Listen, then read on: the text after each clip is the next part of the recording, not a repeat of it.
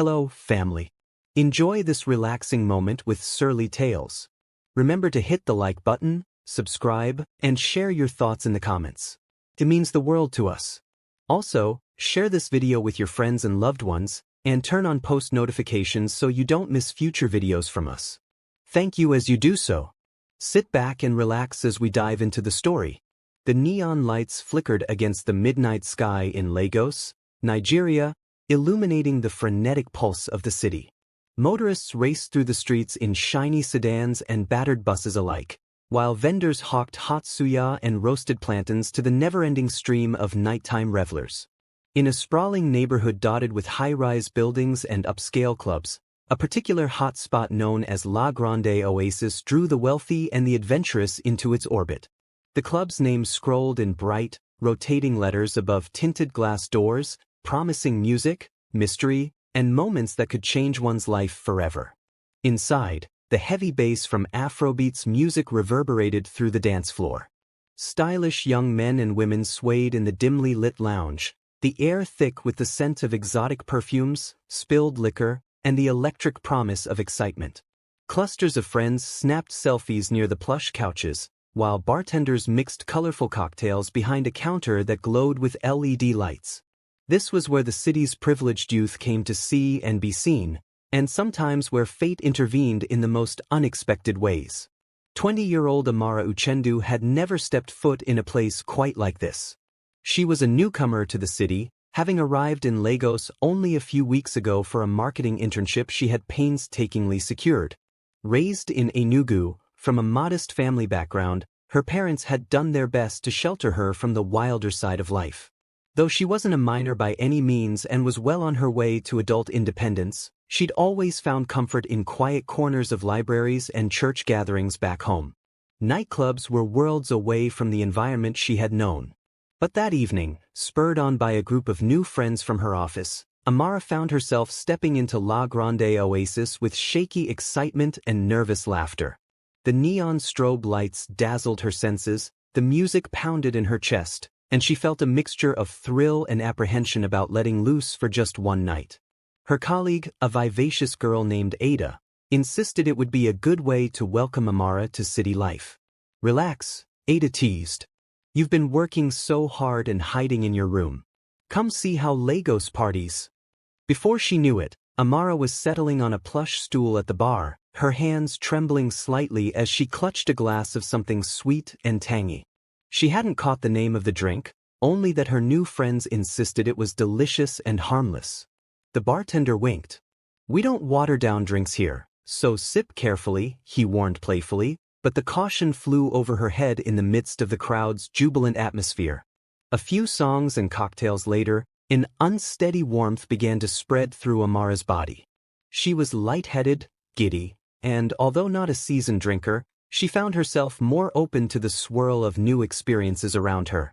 She danced with Ada and a few of their mutual friends, laughed too loud at jokes she barely heard, and allowed herself to get lost in the music's hypnotic beat. That was when Chuka Anene walked in, unnoticed at first, yet wholly commanding in presence. Known widely across Lagos for his flourishing chain of luxury hotels, Chuka was every bit the wealthy, self-made entrepreneur. His imposing build, carefully tailored suit, and quiet confidence set him apart from the usual crowd of flamboyant socialites. He had chosen La Grande Oasis for a discreet business meeting with an associate.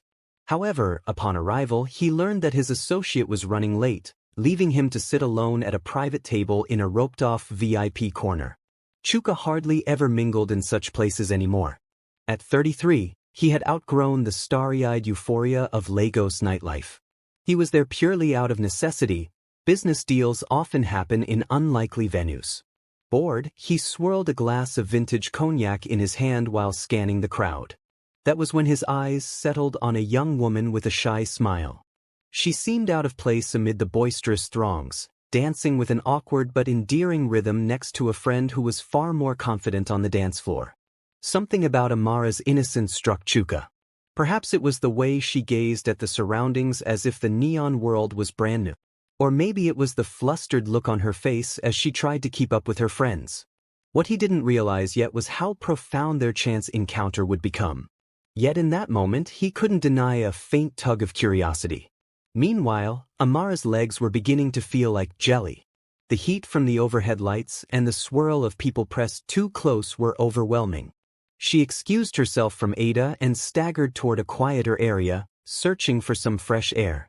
Her gaze fell on a VIP sign, near a velvet rope, where a bouncer stood guard. She had no business going there, but her intoxicated mind simply needed escape from the thrumming crowd. "Excuse me," she mumbled, leaning against a pillar to steady herself.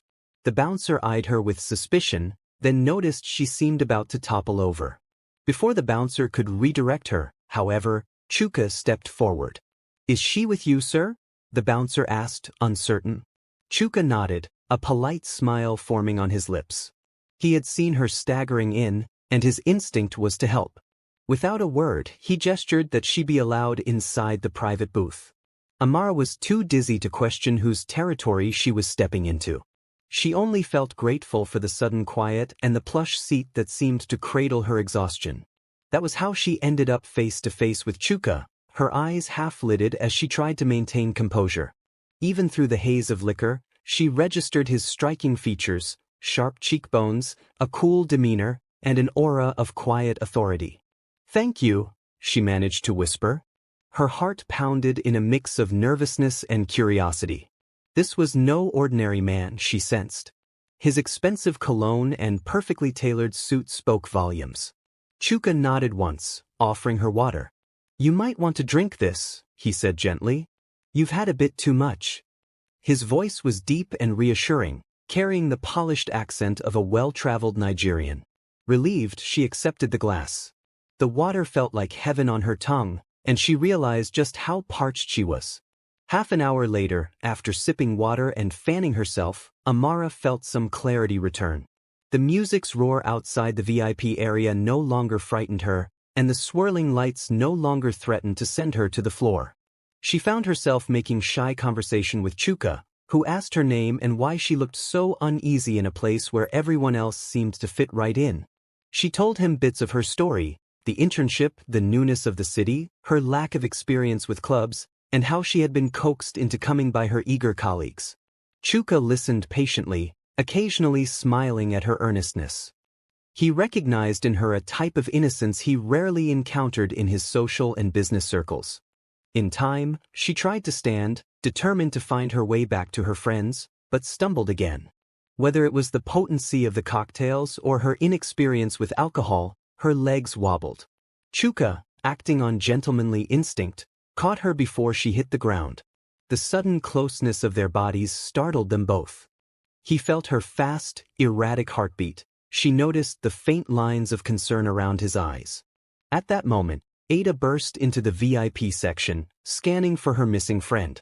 She let out an exasperated sigh of relief seeing that Amara was safe and in no obvious distress. Chuka assisted them out of the area, politely ignoring Ada's wary glances. By then, the evening's swirl of events had left Amara with a deep sense of confusion, and an odd fascination with the handsome stranger who had come to her rescue. Shortly afterward, as the club approached its closing hours, many guests swayed to the final songs or trickled out to waiting taxis and rides. Amara felt a pang of regret. She wondered if she would ever cross paths with this mysterious millionaire again. She slipped out with Ada, never imagining that fate would conspire to place her in his path once more, under circumstances neither of them could foresee. Outside, the night air was cool against her flushed skin. Bidding goodnight to Ada, who took a separate taxi home, Amara climbed into a cab and replayed the evening in her mind. All she wanted was a hot shower and a long sleep. Little did she know, the seeds of a life-altering story had been planted during that short and strangely intimate encounter with Chuka Anene at La Grande Oasis. By the break of dawn, her life would take a turn she'd never anticipated, weaving her destiny with his in a dangerously tangled web of betrayal, loyalty, and unthinkable secrets. The morning sun crept into Amara's tiny apartment, lighting up the space that still held an air of newness. Bare white walls, a simple bed, a small desk stacked with her internship files, these were the bare essentials she could afford. She stirred awake, her head throbbing with the lingering effects of last night's cocktails. Groaning, She pressed her palms against her forehead. She'd never drunk so much in her life. The spinning images of neon lights, blaring music, and the strong arms of a mysterious man flashed through her mind like fragments of a dream. Slowly pushing herself upright, she recalled bits and pieces of the night. Dancing with Ada, sipping drink after drink, feeling overwhelmed, staggering into a VIP section, and meeting that man. What was his name again? Chuka. Yes, she remembered him in glimpses. Immaculate suit, intense gaze, and an unwavering aura of wealth and confidence. Most of all, she recalled how he helped her drink water and guided her wobbly steps. Even in her inebriated state, something in his demeanor intrigued her. He hadn't seemed arrogant. Rather, he'd come off as reserved, almost weary, as though the nightlife scene was more an obligation than a pleasure. However, her most pressing confusion was how the night had actually ended. She remembered leaving the VIP section with Ada, stepping outside, but after that the details blurred. Had she gotten home safely? Obviously yes, but how? She supposed Ada must have arranged the taxi ride for her. The entire memory was a haze, and it unsettled her. Another wave of headache rushed through her temple, reminding her to fetch some water and medication. She fumbled through the scattered items on her tiny kitchen counter, found some aspirin, and swallowed it down with a gulp of lukewarm water from the tap. A weary glance at her wall clock informed her it was almost 9 a.m. She wasn't due at her internship until noon, a small grace that gave her time to nurse her hangover before facing the office. As she gingerly moved to the shower, she resolved to put the previous night behind her. It was an indulgence she rarely gave herself, and she told herself it wouldn't become a habit. But the universe had other plans. By the time she arrived at the marketing firm, the typical hustle of Monday morning in Lagos was in full swing. The office building stood tall among numerous corporate structures in Victoria Island, each competing for the city's attention with gleaming glass exteriors and well-coiffed security staff. Rushing in through the lobby, Amara offered a forced smile to the doorman and made her way to the 18th floor. She clutched a takeaway cup of tea, hoping the warmth would soothe her unsettled stomach. Inside, the open-plan workspace buzzed with activity. Phones rang incessantly, and employees hustled between cubicles discussing strategies, pending campaigns, and project deadlines. With a quiet nod to her fellow interns, she sank into her chair, stifling a yawn as she logged into her computer. She nearly jumped out of her skin when Ada swung by, a playful smirk on her lips. "Omo, if you can party like that on a Sunday, I can't wait to see you on a Friday night." Ada teased, tapping a finger on Amara's desk. Amara groaned. "Don't remind me. My head is splitting, and I can't remember half the night." Ada giggled. "You were a riot. But I guess we shouldn't have given you so many cocktails. Hope you're feeling better now. Did you, remember anything interesting?" The question jolted Amara's memory of the tall man in the VIP section. She tried to appear casual. "Some parts. It's all a bit blurry." Then, noticing the sly grin on Ada's face, she added, "Wait, why are you looking at me like that?" Ada waved her hand theatrically. "You have no idea who you ran into, do you? That was Chuka Anene. I mean, the Chuka, millionaire businessman, real estate mogul, philanthropic playboy.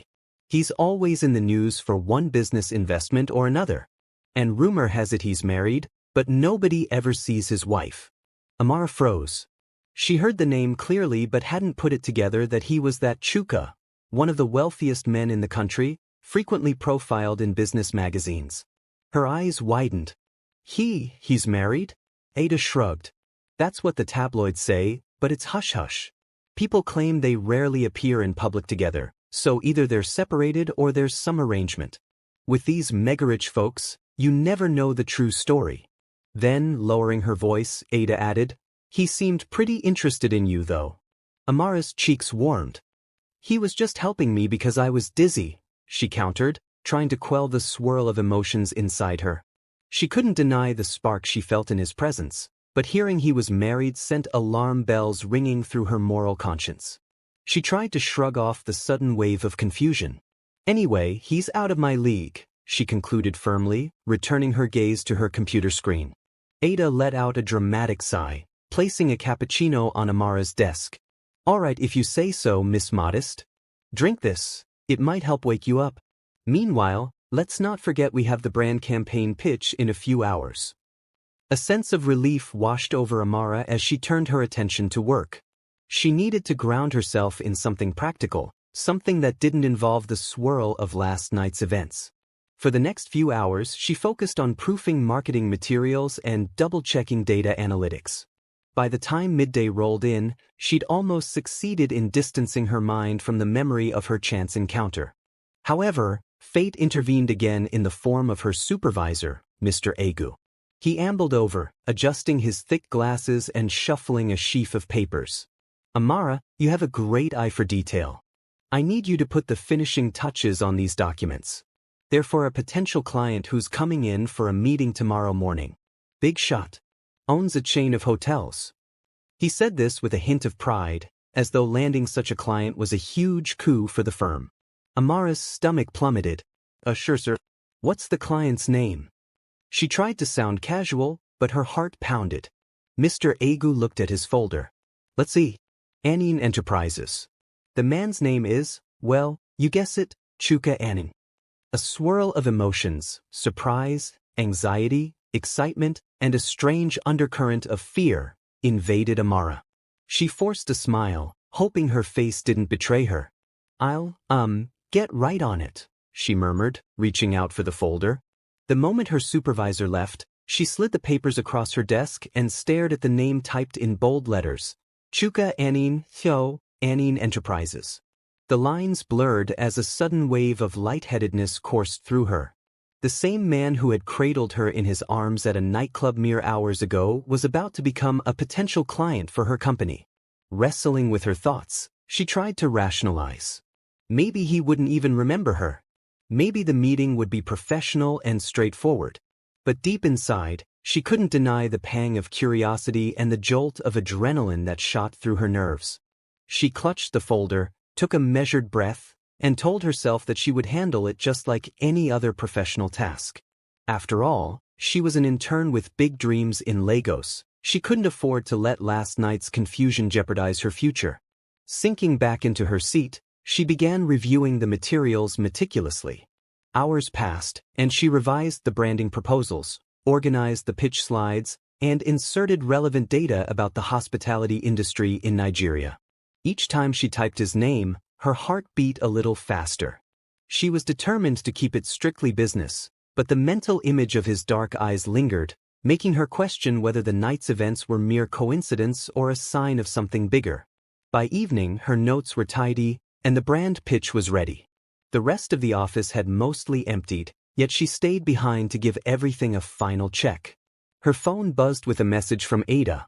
Hey, left for the day. Good luck tomorrow. Don't freak out about Mr. Millionaire. Groaning, Amara pocketed the phone. She rubbed tired eyes and made a promise to herself. Whatever happened next, she'd remain calm, professional, and unwavering in her moral boundaries.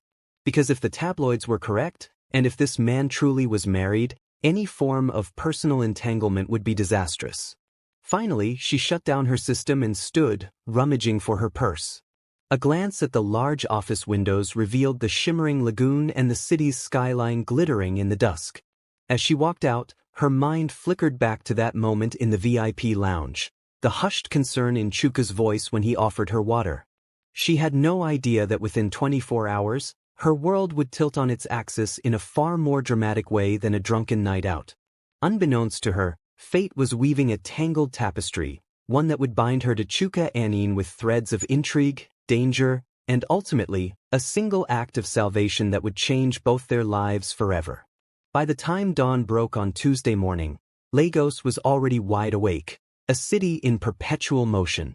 Okadas, motorcycles, whizzed down side streets, while commercial buses honked their horns, their conductors shouting destinations into the humid air. White-collar workers jostled one another on sidewalks as they hurried into tall corporate buildings. In her modest apartment, Amara paced nervously, her heels clicking against the tiled floor. She kept glancing in the mirror, tugging at the hem of her fitted navy suit. This was the day. Anene Enterprises was scheduled to arrive at her firm for the pitch meeting at 10 a.m. She'd studied every detail, every chart, every bullet point, determined to make a good impression. Yet the swirling anxiety inside her was more than just first meeting jitters. She couldn't shake the memory of that night at La Grande Oasis, or the question of whether Chuka would even recognize her. At exactly 9:45 a.m., she arrived at the conference room on the 20th floor. The space had been meticulously arranged with bottled water, branded notebooks, and a large screen displaying the marketing deck. Her manager, Mr. Egu, was already there, fidgeting with his tie and double-checking the slides. A few other colleagues were also present, Ada included, ready to welcome the high-profile client.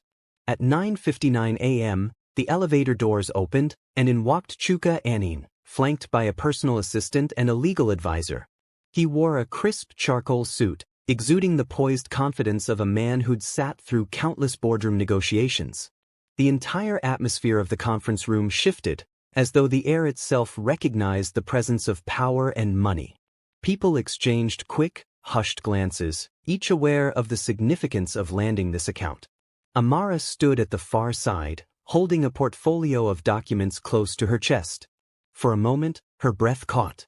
Chuka's expression was stoic, his gaze scanning the room with the practiced neutrality of a seasoned businessman. Then, his eyes fell on her. A fleeting moment of recognition flashed across his face. She felt a surge of warmth creep up her cheeks as she bowed her head slightly, attempting a polite, professional smile.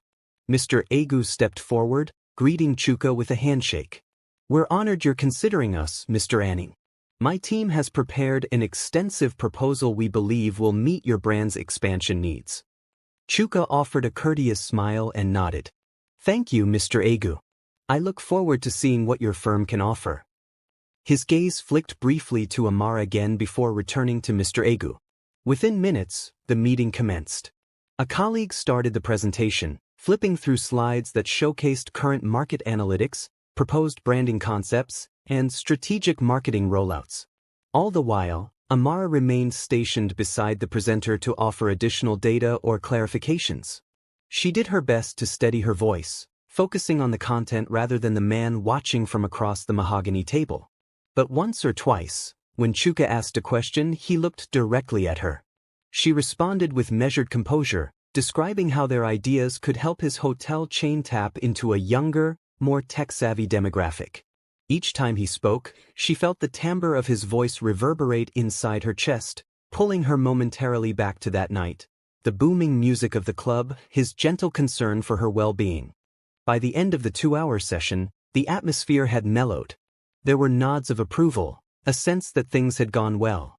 Chuka's assistant jotted down notes, and his legal advisor asked a few final questions about cost structuring. Then, as everyone stood to disperse, Chuka cleared his throat. "Thank you for your time. I'm quite impressed. Let's schedule a follow-up for next week to finalize details." A wave of relief coursed through the team. Mr. Egu beamed. "Fantastic, Mr. Anene. We'll have everything prepared. Looking forward to collaborating." Amara began gathering her documents, thinking the meeting was over. Yet, while the rest chatted among themselves, she noticed Chuka stepping away from his group and moving closer to her. She tensed, trying to look busy. But his voice was gentle when he finally spoke. "Miss Uchendu, right?" he asked. "I wanted to say you presented the data quite effectively. Thank you for your insights." Her stomach fluttered. "Oh, thank you, sir. I appreciate that." She forced herself to meet his gaze. Up close, she could see the subtle lines on his face, the mark of a man who'd seen a lot in his life. His cologne was subtle yet unmistakably luxurious. He hesitated for a moment, then lowered his voice so only she could hear. "I believe we crossed paths at La Grande Oasis recently. I wasn't entirely sure until this morning." She swallowed hard, feeling her cheeks flush. "So he did remember." "Yes, we did," she answered quietly. "Thank you again for helping me that night. I had a bit too much to drink." A hint of a smile touched his lips. "No need to thank me. I'm just glad you're all right. It can be dangerous out there for someone not used to that scene." There was a warmth in his tone, a layer of personal concern that didn't match the formal setting.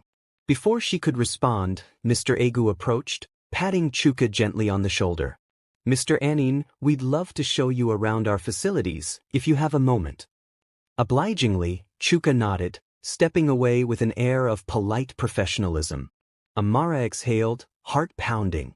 In the flurry of goodbyes, she kept her distance, uncertain of how she felt about this subtle tension building between them. The rest of the workday passed in a swirl of excitement. The office buzzed with talk of the successful pitch. Everyone was thrilled at the prospect of landing Chuka's hotel chain as a long-term client. But for Amara, it was impossible to ignore the undercurrent of something more personal that lingered in the atmosphere. She reminded herself that he was a married man, someone with a complicated personal life she didn't want to get involved in. Yet that evening, as she stood by the elevator bank, her phone vibrated. She checked the screen to see an unknown number. The message read, "Hello, Amara. I hope I'm not crossing any lines by contacting you directly. I asked your supervisor for your number, told him I had a few follow-up questions regarding the data. Could we meet for coffee tomorrow to discuss a few thoughts on the hotel's rebranding?" The signature at the end was simply, "It." Her heart skipped a beat. It was not unusual for a client to request further discussion, but it struck her as somewhat personal that he texted rather than emailing or going through official channels. Chewing her lip, she contemplated how to respond. On one hand, it was her job to support client requests. On the other, the memory of that night, plus the swirl of gossip around his marriage, made her wary. But work was work, she rationalized, and she had to remain professional. She typed a measured reply. "Hello, Mr. Anene, thank you for reaching out.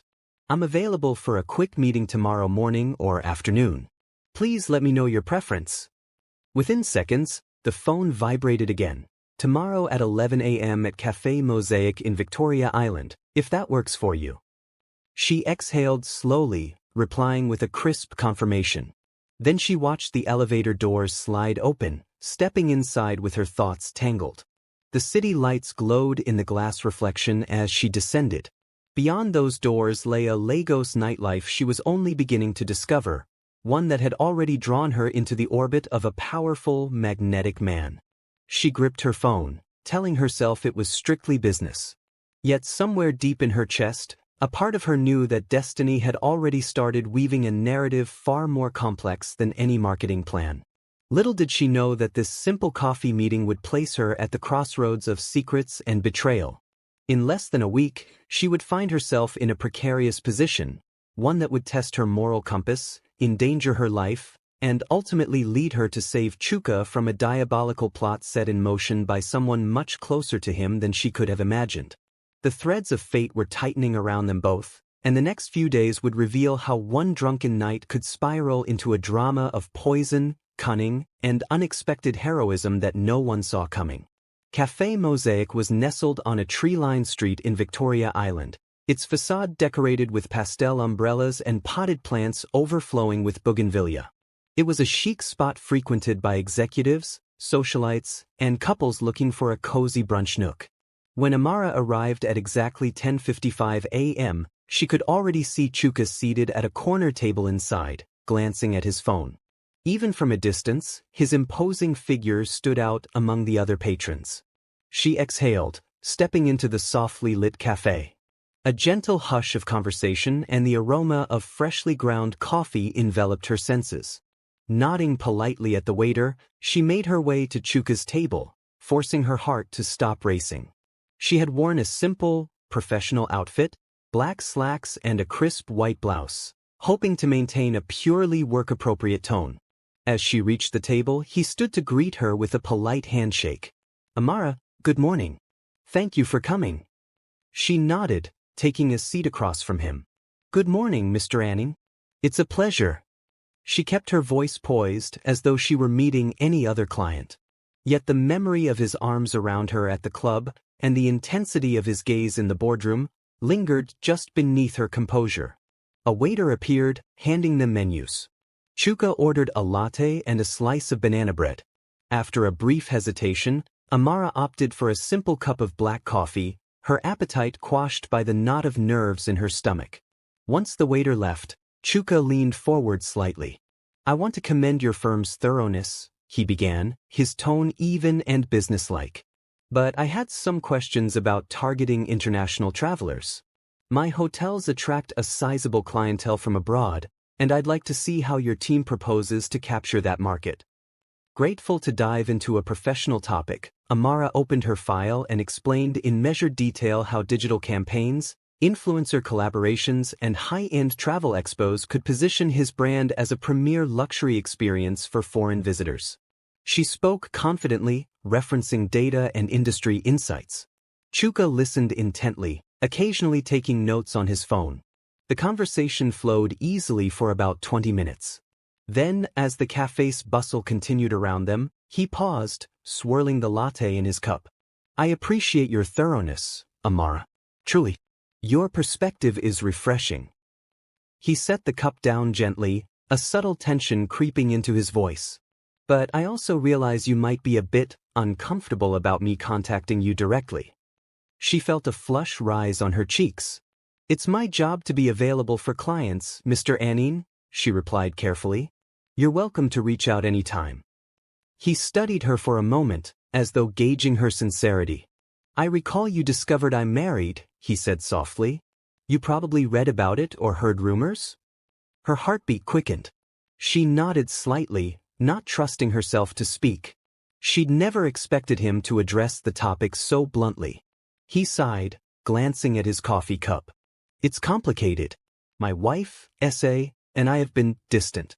We don't share much anymore, but for personal reasons we haven't made anything public. She prefers a private life, away from the press and social events. There was a weariness in his tone, as though he had carried a secret too heavy for too long. Amara hesitated, wary of stepping into personal territory. She wasn't sure how to respond, but she tried to remain sympathetic yet professional. I understand that personal matters can be complex, she offered. I hope everything is all right. He gave a half-smile, neither confirming nor denying. I'm not here to burden you with my marital problems, he said gently. I just felt you should know that things aren't what they seem in the tabloids. In case it made you uncomfortable. She swallowed, choosing her words carefully. I appreciate your honesty, Mr. Anene. Thank you for clarifying. They fell silent for a moment, the low hum of the cafe filling the space between them. The sincerity in his eyes caught her off guard. She'd expected a controlling businessman, but instead, she saw a man who seemed genuinely troubled by some deeper issue. Before she could gauge the conversation any further, her phone buzzed on the table, Ada's name flashing across the screen. She quickly silenced it. Chuka cleared his throat, shifting the subject back to business. Your suggestions are valuable. I'd like a specialized proposal focusing on the international angle. Can you prepare a short preliminary document for me by next week? We can finalize the details at your office later. Amara nodded, relieved to move away from the personal. Certainly. I'll have a draft ready by Wednesday. She scribbled a note in her planner, tucking away the swirl of unspoken questions. The mention of his wife had rattled her more than she cared to admit. They wrapped up the meeting soon after. As they stood to leave, Chuka insisted on paying for the coffee. Amara reluctantly agreed, not wanting to argue over such a small matter. They stepped out onto the busy street, the sunlight bouncing off the sleek glass buildings in the distance. Just as she was about to say goodbye, Chuka's phone rang. He picked it up, and Amara couldn't help but notice his expression tense. Yes? I see. All right, I'll be there. He ended the call, turning to her with an apologetic smile. I'm afraid I have an urgent matter to attend to. Thank you again, Amara. She nodded. No problem, Mr. Anene. I'll be in touch. With that, he signaled for his driver, who was parked in a glossy black SUV at the curb.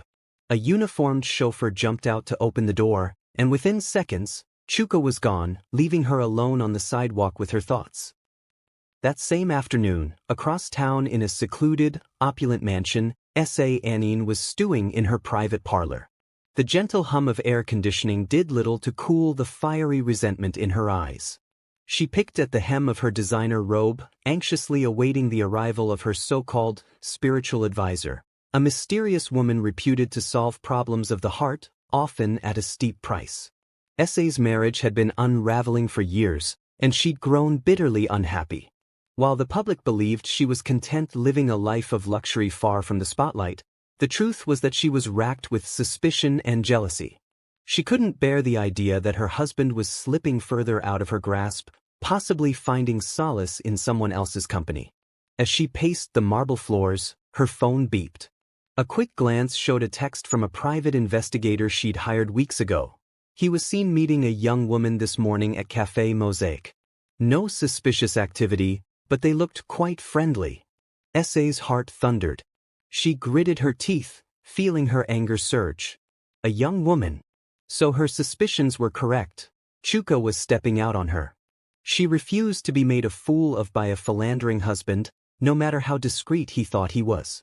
A few minutes later, the tall gates of the mansion parted to allow an old sedan inside. An enigmatic figure stepped out, draped in flowing traditional attire that concealed most of her face with a colorful scarf. The staff eyed her warily but stayed silent, as Essay had given explicit instructions not to interfere. The figure glided through the corridors until she reached the private parlor. Essay looked up, swallowing nervously. "Thank you for coming," she said curtly. "I need your assistance." The woman's dark eyes flickered, a knowing smile hidden behind her scarf. She nodded, taking a seat on one of the plush sofas. "I sense a great deal of unrest in your spirit," she began in a low, resonant voice. Essay wasted no time. "My husband has taken a lover. Or he's going to, soon enough. I can't let that happen. I need a way to keep him under my control, or remove him if he can't be made to stay faithful." A pin-drop silence followed. The woman eventually spoke, her words measured and smooth. "There are certain potions, certain concoctions that could have the desired effect. But it's not without risk." Essay's eyes gleamed. "I don't care about risk. I care about not being humiliated. If he's been sneaking around with some girl from the city, I want him dealt with. Permanently if necessary." Her voice trembled, part rage, part desperation. The woman held Essay's gaze. "Let's start with something that can weaken him, make him compliant. Then you decide if you want to go further." She reached into a small leather pouch hidden in her robes and pulled out several tiny glass vials. "These are extremely potent. A few drops in his drink, and he'll be racked with illness, vulnerable, depending on you for care. It may rekindle a sense of dependence, or break him entirely. You must be cautious." Essay's hand shook slightly as she picked up one of the vials. A swirl of smoky red liquid glimmered inside. "I'm not afraid," she whispered fiercely. "I'll do whatever it takes to keep him, or to ensure he regrets betraying me." With a small nod, the woman explained the dosage and the risk. Essay took it all in, her face contorting with a twisted satisfaction. She paid the hefty sum requested, her mind blazing with a plan. She'd start slow, poison just enough to make him ill and reaffirm her role in his life. If that didn't work, she'd escalate. After all, in her eyes, he was an unfaithful husband who was about to humiliate her publicly. She wouldn't let that happen. Not after all she'd endured. As twilight fell, Essay paced her gilded rooms, a small vial clenched in her hand. In her mind's eye, she pictured the young woman her investigator had mentioned, a faceless temptress who threatened her marriage and her status. Driven by rage, Essay vowed that nothing, and no one, would stand in her way. Thus began a dark conspiracy that would soon spiral into life-threatening danger for Chuka, and ironically, place Amara in the crosshairs of a vengeful wife determined to destroy her perceived rival. The web of deceit was now spun, and all the players had unknowingly taken their positions on the board. In less than a week, the poison would find its way into Chuka's life, and Amara would be the only one who could save him. The following days flew by in a flurry of deadlines and meetings for Amara. She worked tirelessly on the specialized proposal Chuka requested, staying late at the office to perfect every detail. Ada teased her about her sudden dedication, joking that she might have a crush on the Millionaire client. But Amara waved off the suggestion, determined to maintain a professional demeanor. Yet in quiet moments, she couldn't deny the way her heart fluttered whenever she saw Chuka's name in her inbox or on her phone. Unbeknownst to her, Events were unfolding in the opulent confines of Chuka's mansion. Chuka Anene, fueled by jealousy and emboldened by her new solution, had gradually started administering tiny doses of the red liquid into Chuka's morning juice. At first, the changes were subtle. He complained of mild stomach discomfort and fatigue, which he attributed to stress. But after a few days, he began experiencing dizzy spells and a persistent fever that puzzled him. One afternoon, in the middle of a meeting at his head office in Ikoyi, Chuka stood abruptly, a pained expression crossing his face. Sweat dotted his forehead, and he clutched the edge of the conference table to steady himself. His colleagues rushed to help him, suggesting he see a doctor immediately. Refusing to make a scene, he insisted he was fine, but deep down, dread coiled in his stomach. Over the past week, his health had deteriorated inexplicably. Sleep eluded him, and he woke up each morning feeling weaker than the day before.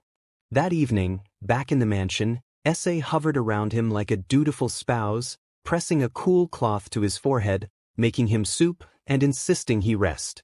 Although Chuka found her sudden attentiveness odd, given their distant relationship, he was too weak and too racked with pain to question it deeply. He was grateful to have someone care for him, unaware of the sinister reason behind her concern. Days later, with the specialized proposal almost complete, Amara woke up to a message from Chuka's assistant. Mr. Anene has taken ill. Meeting postponed until further notice. A pang of worry coursed through her. Even though they weren't close, she found herself concerned about his condition. She typed a quick reply, "I'm sorry to hear that. Please let me know if there's anything I can do or if I can forward any documents directly." She sent the message, but no response came. Ada noticed Amara's concern and prodded gently. "He's got a whole staff to take care of him," Ada reasoned, leaning against Amara's cubicle. "I'm sure he'll be fine."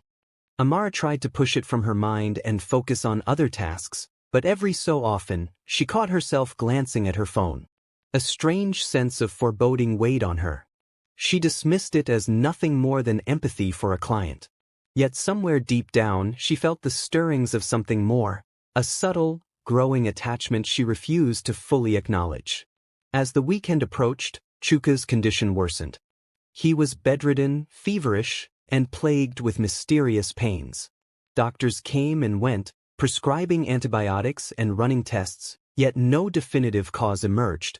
Chuka pretended to be distraught, expertly feigning worry while continuing to administer higher doses of the poison. Her plan was to weaken him enough that he would lose control of his business dealings, leaving her to either take charge or push for a swift inheritance if he failed to recover. On Sunday morning, Amara decided to text Chuka directly, ignoring the voice in her head that told her it wasn't her place. "Good morning, Mr. Anene. I'm sorry to hear about your illness. Wishing you a quick recovery. If there's anything I can do, send documents, manage some brand details, please let me know." To her surprise, she received a response within the hour. "Thank you, Amara. Struggling a bit, but your message means a lot. Maybe, could you deliver the proposal to my mansion? I'm not sure I can make it to the office soon. If it's not too much trouble." Her heart raced. Deliver the proposal to his home? That was certainly not standard practice for an intern. Yet she sensed genuine desperation in his request. She agreed, though with a cautious sense of stepping into unknown territory. By Sunday afternoon, she had printed the final proposal, stacked it neatly in a folder, and hailed a taxi to the wealthy suburbs of Ikoyi. The taxi driver navigated through quiet, tree-lined streets where sprawling mansions hid behind tall walls and ornate gates. Eventually, they arrived at a massive iron gate bearing the monogram I. A uniformed guard approached the window. "I have a delivery for Mr. Anene," Amara stated. She handed him her ID and the printed request from Chuka, half expecting some pushback. But to her surprise, the guard offered a polite nod, opening the gates. The taxi rolled along a curved driveway leading to a palatial white mansion that overlooked a manicured lawn. Stepping out, she clutched the folder, her heart pounding. A butler opened the door before she even knocked. Inside, the mansion was a display of modern elegance. Marble floors, sweeping staircases, crystal chandeliers. The air smelled of imported lilies. Led by the butler, She was taken to a spacious sitting room with plush couches, tasteful artwork, and floor-to-ceiling windows revealing a glistening swimming pool outside. Chuka appeared at the top of a staircase, dressed in a simple robe, clearly weaker than the confident man she had met weeks ago.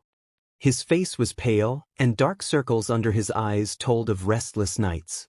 Though he clutched the banister for support, he forced a polite smile when he saw her. "You shouldn't be up, sir," the butler admonished gently, rushing to help. But Chuka waved him off, determined to greet Amara properly.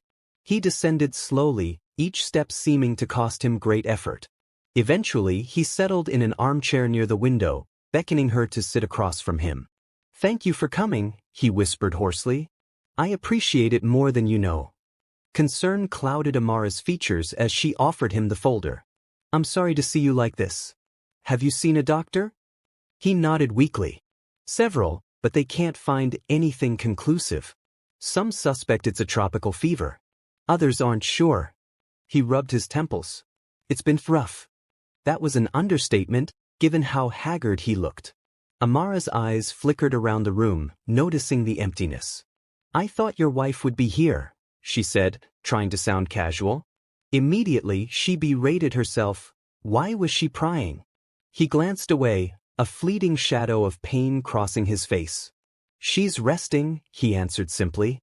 "She's been taking care of me, but I insisted she get some sleep." He glanced away, a fleeting shadow of pain crossing his face. "She's resting," he answered simply. "She's been taking care of me, but I insisted she get some sleep." In truth, S.A. was upstairs in her private suite, scheming. She had recognized Amara the moment the butler announced her arrival. Carefully peeking through the banister, S.A. had confirmed that the young woman from the cafe was now in her home. She bristled with rage and retreated to her suite, refusing to greet the visitor. Let her husband entertain his new plaything, she thought bitterly. The next dose would be stronger, ensuring he'd never be well enough to enjoy anyone's company. Downstairs, Amara and Chuka discussed the rebranding proposal, though his focus was clearly diminished by pain. Mid-sentence, his hand trembled, nearly dropping the folder. Acting on instinct, Amara reached out to steady his arm. Their eyes locked. In that moment, she saw not the glamorous millionaire but a vulnerable man in dire need of help. "Something isn't right," she murmured, her professional facade fading into genuine concern.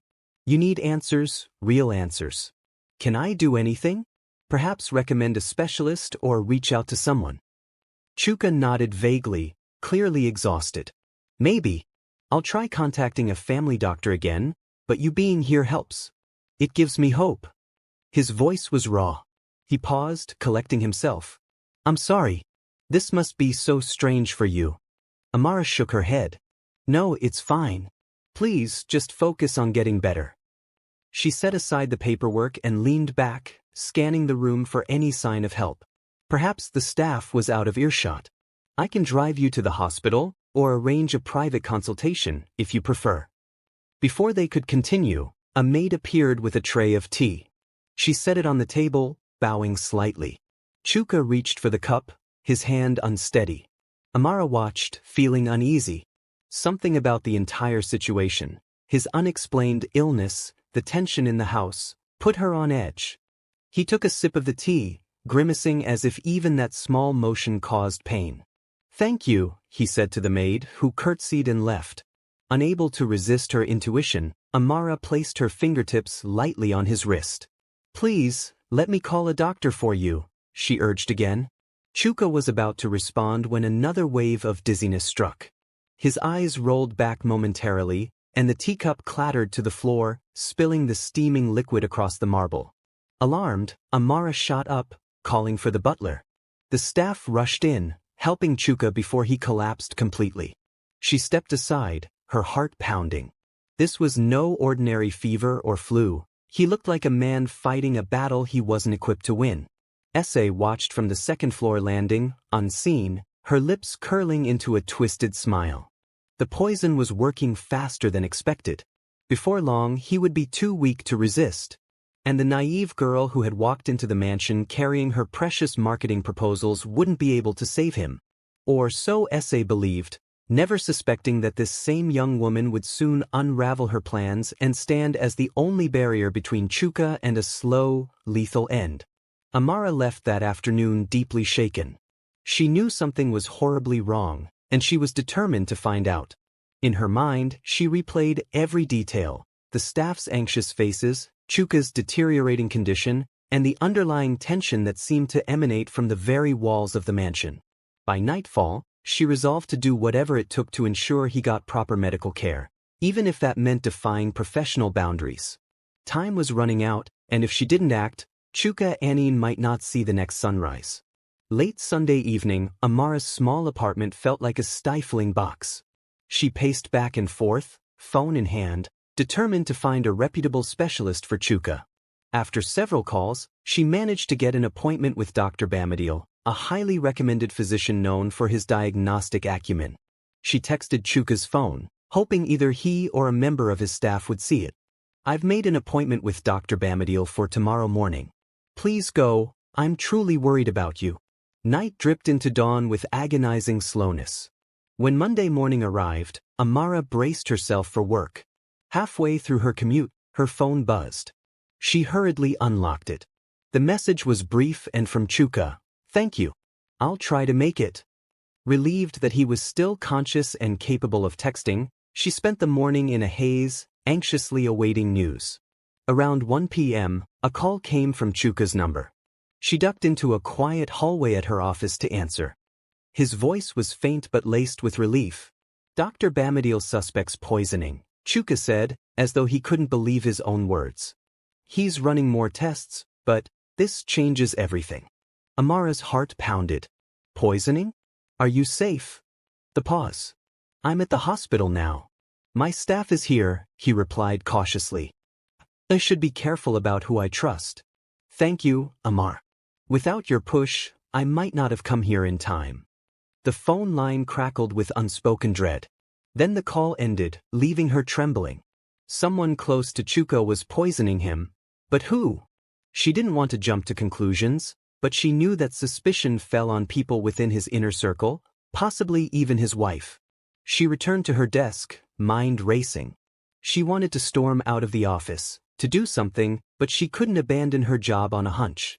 Plus, what if Chuka's life truly was in danger at home? She recalled the tension in the mansion, the butler's guarded expressions, Essay's conspicuous absence. Nausea churned in her stomach, but she resolved to wait, to trust that Dr. Bamidil would keep him safe, at least for now. Meanwhile, at the Anene mansion, Essay raged upon discovering her husband was at the hospital.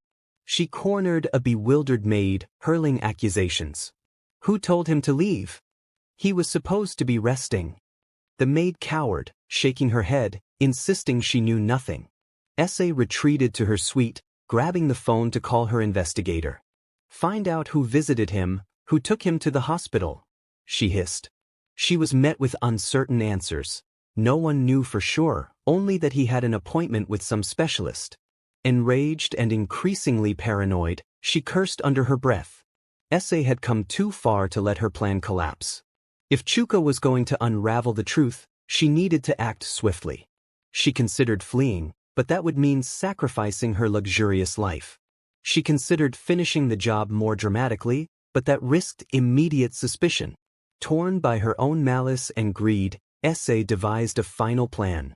Once he returned home, she would administer a lethal dose. At dusk, Amara was glued to her phone, waiting for any update. At last, around 7 p.m., a text arrived from Chuka: "I'm better, but doctor says I must stay away from the house for now. Might check into a private facility." She breathed a sigh of relief, replying, "That's good news. Please take care." Then she paused, grappling with the gravity of the situation. Her phone beeped again. "Could you meet me? I need your help." Within an hour, Amara found herself stepping into a discreet private hospital wing in Lagos Island. Thick drapes shielded the windows, and security was stationed by the entrance. After verifying her identity, they allowed her in. Chuka lay in a tastefully furnished private room, hooked up to N4. Though he looked weary, there was a renewed spark in his eyes, fueled by the knowledge that he was not simply succumbing to a mysterious illness, He was under attack. He greeted her weakly. "Thanks for coming." Then, gesturing for her to sit, he said in a low tone, "The doctor confirmed traces of toxins in my blood. There's no question I'm being poisoned. But by who and why?" Amara swallowed. She glanced at the door to ensure no one was eavesdropping. "Have you considered your wife?" she asked tentatively. "I don't mean to offend, but you mentioned things were tense. She had the most access to you." Pain flashed across his face. I don't want to believe it. But I can't ignore the signs. The staff wouldn't do this unless someone ordered them. Essay's been, he took a shuddering breath. We've drifted apart, and I think she's grown resentful. I never imagined she'd stoop to this. Amara reached out and squeezed his hand, her voice quivering. "You can't go back there until this is resolved. Do the police know?" He shook his head. "Not yet. I'm wary of making false accusations. If she's behind it, she'll deny everything. I have to gather proof." The pause. "I asked you here because I need someone I trust to help me get that proof." Amara's mind reeled. Her life had turned into something out of a suspense novel. Yet she nodded, determined. "Tell me what to do." He explained quietly, "There's a hidden camera system in the mansion I installed a year ago to monitor some suspicious staff behavior. I never told Essay. The footage is saved on a private server in my study. If we can recover the recent footage, maybe we'll see who's tampering with my food or drinks." Amara's face paled. Breaking into the mansion for hidden footage sounded perilous, but she was determined to help. "I'll do it." "But how?"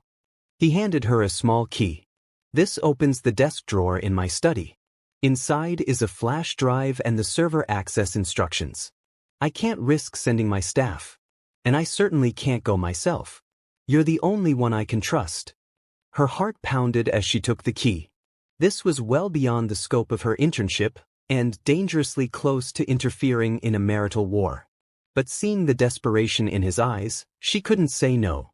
"I'll be careful," she promised. With trembling hands, she tucked the key into her purse. "You focus on recovering. I'll call you when I have it," she said, rising to leave. He squeezed her hand once more in gratitude. As she turned to go, he called softly, "Amara, be careful. Essay is not who she seems." She nodded, feeling the weight of his words. The corridor outside was eerily silent except for the beep of medical machines. Her heels clicked on the polished floor, echoing in her ears like a countdown to something dangerous. By the time she made it into her car, adrenaline surged through her veins. She stared at the key, half doubting her decision, but her resolve burned stronger. If she could save Chuka's life, she had to try. That night, under the cover of darkness, Amara drove to the mansion. Her heart thundered as she pulled up to the massive iron gate. Thankfully, the same guard from before recognized her, believing she was simply following up on business. She used the official story that she needed to drop off an urgent file in Chuka's study. The guard let her in, likely unaware of the real reason behind her visit. Stepping inside, she was met with silence. The corridor lights were dimmed, and faint moonlight spilled through the windows. The butler was nowhere in sight. Perhaps he had retired for the night. Amara crept along the marble floors, recalling the route Chuka once pointed out that led to his study. Every shadow made her flinch, every distant creak setting her nerves aflame. Finally, she found the study, a stately room lined with dark wooden bookshelves and leather-bound volumes. A large mahogany desk sat at the center, accompanied by an imposing chair. Her trembling fingers inserted the key into the top drawer, opening it with a subtle click. Inside was a neatly folded paper detailing login credentials and a small flash drive. She grabbed both, tucking them into her bag. She was about to close the drawer when a sudden voice made her blood run cold. "Well, I had a feeling you'd return." Spinning around, she saw Chuka Anene standing at the doorway, clad in a luxurious silk robe. Her eyes gleamed with malice, the overhead light casting sharp shadows across her face. Amara swallowed hard, trying to maintain composure. I'm sorry. Mr. Anene asked me to pick up a file. I didn't mean to disturb." Chuka let out a low, humorless laugh. "You expect me to believe my husband would trust a random intern with personal files? That's bold. Her gaze flicked to the desk drawer, noticing it was partially open. You're no random intern, are you? You're his mistress, trying to help him, meddling in affairs you don't understand. Amara's pulse hammered. I'm only here to deliver what he asked for. I'm not. S.A. stepped forward, face contorted with fury. He's always so naive, trusting the wrong people. But I won't let anyone thwart my plans. Not even you. Her hand shot out, revealing a small glass vial with a dropper top. In an instant, she lunged. Amara dodged, stumbling backward, sending the desk chair crashing to the floor. The vial slipped from S.A.'s fingers, shattering on the ground and releasing a sharp, acrid scent. S.A. let out a furious cry. I should have finished him off sooner. Now I'll deal with you first. Amara's mind whirled. She glanced around, spotting a heavy decorative statue on a side table. In a blur, she snatched it up just as S.A. lunged again. With a burst of desperate strength, Amara swung the statue, striking S.A.'s arm. The older woman let out a scream, staggering. Glass crunched underfoot from the spilled poison. Panting, Amara seized the moment to bolt past her. She sprinted down the corridor, heart pounding, praying she wouldn't be pursued. S.A., disoriented and enraged, tried to follow, but the sharp pain in her arms slowed her. She shouted incoherent threats, her voice echoing through the vast hallway. Amara raced out of the mansion, tears burning in her eyes. By the time she reached her car, she half expected guards to block her escape, but none appeared. She peeled away from the driveway, adrenaline roaring through her veins. Once out of the compound, she didn't stop driving until she reached the hospital. Bursting into Chuka's private room, she found him awake, alarmed by her disheveled state. Wordlessly, she handed him the flash drive and the paper with server credentials. She tried to attack me, she gasped, struggling to catch her breath. We have to go to the police. We have the proof. Chuka's eyes flared with anger and alarm, but also a profound gratitude. He called Dr. Bamadiel, who promptly contacted the authorities. Within hours, law enforcement seized control of the mansion, detaining S.A. for questioning. The hidden camera footage confirmed her tampering with Chuka's food and beverage, as well as suspicious dealings with an unidentified woman, her so-called spiritual advisor. The next days were a whirlwind of legal proceedings. The press exploded with headlines, Millionaire tycoon poisoned by wife, scandal rocks Anene Enterprises. S.A., cornered by indisputable evidence, found her carefully constructed facade collapsing. In a shocking end, she confessed that she intended to disable Chuka long enough to manipulate his estate. She had grown resentful of his success and convinced herself he was cheating. Her plan escalated until murder seemed the only solution. Amara's name was never released publicly, though rumors circulated about an unnamed young woman who helped save Chuka's life. At the hospital, as Chuka recovered, he insisted on seeing her. Their eyes locked, unspoken relief filling the space between them. I owe you my life, he said, voice trembling with emotion. I don't know how to repay you. She smiled softly, tears pricking her eyes. Just get better. That's all the reward I need. In the end, S.A. faced trial for attempted murder. The entire city was stunned. Few had imagined that behind the gates of a seemingly perfect mansion, such malice brewed. As for Amara, she resumed her internship, albeit now with a heightened sense of purpose. She had discovered a bravery within herself she never knew existed. On the surface, the story ended as one of betrayal thwarted and a life saved. But behind closed doors, the bond between Chuka and Amara had deepened beyond mere gratitude. Though the future was uncertain, they lived in a city where gossip could ruin reputations, and Chuka was still legally married. Their connection remained strong. And for Amara, the biggest shock was realizing how that one night, when a shy, inexperienced girl wandered into a club and met a mysterious millionaire, had permanently changed the trajectory of her life. No one, least of all the city's onlookers, could have predicted that a simple intern would be the key to unraveling a dark conspiracy in one of Lagos's wealthiest families. The final, stunning twist lay in the fact that sometimes the unlikeliest heroes emerge from the most unplanned encounters, reminding everyone that destiny can pivot on a single night, a single choice, and indeed, a single courageous act. The end. If you enjoyed this story, we invite you to give it a like and subscribe to our channel. Your support motivates us to keep bringing heartwarming stories almost every day. We are very grateful for your support. See you soon.